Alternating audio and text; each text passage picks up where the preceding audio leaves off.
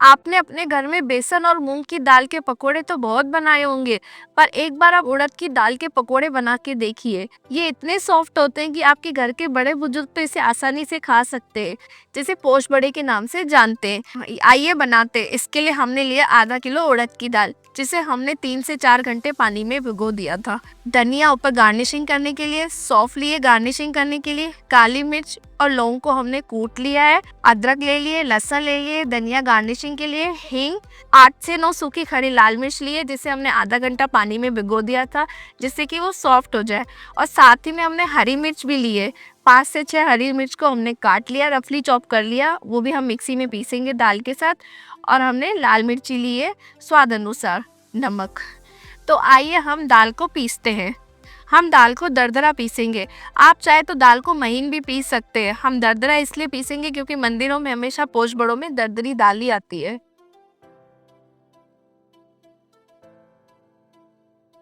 हमने इसमें पानी डाल दिया है। आप चलाते वक्त बीच में भी डाल सकते हैं कि आपको जरूरत लगे कि इसमें पानी डालने की आवश्यकता है तो आप उसमें डाल सकते हैं, जिससे कि बैटर थोड़ा पतला हो जाए और मिक्सी पे ज्यादा लोड न पड़े।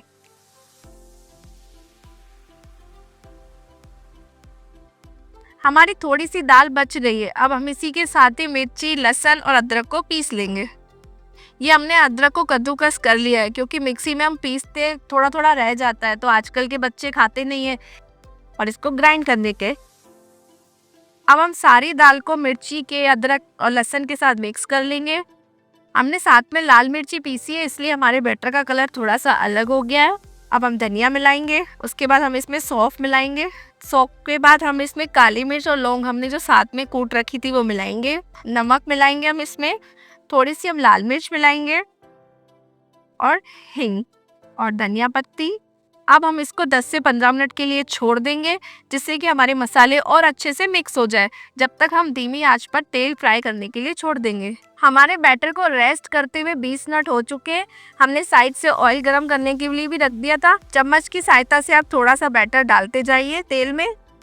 थोड़ी दूरी बना के डालिएगा, जिससे कि आपस में चिपके नहीं। हमने सारी कढ़ाई में पकोड़े का बैटर डाल दिया है और आप देख सकते हैं हमारे पकोड़े कैसे फूल गए। हमने जितना बैटर डाले उससे डबल हो गए हमारे पकोड़े फूल के। देखिए तैयार हो गए हमारे उड़द दाल के पकोड़े, जिसे आप चटनी के साथ भी इंजॉय कर सकते हो और सॉस के साथ भी इंजॉय कर सकते हैं। आप देख सकते हैं हमारे पकोड़ों पे ऑयल की एक बूंद नजर नहीं आएगी। पकोड़े कितने सॉफ्ट और स्पंजीनेस बने हैं।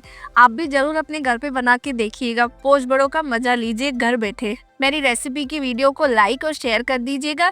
ऐसी पारंपरिक रेसिपियों के लिए मेरे चैनल को फॉलो कर दीजिएगा। मिलते हैं एक नई रेसिपी के साथ।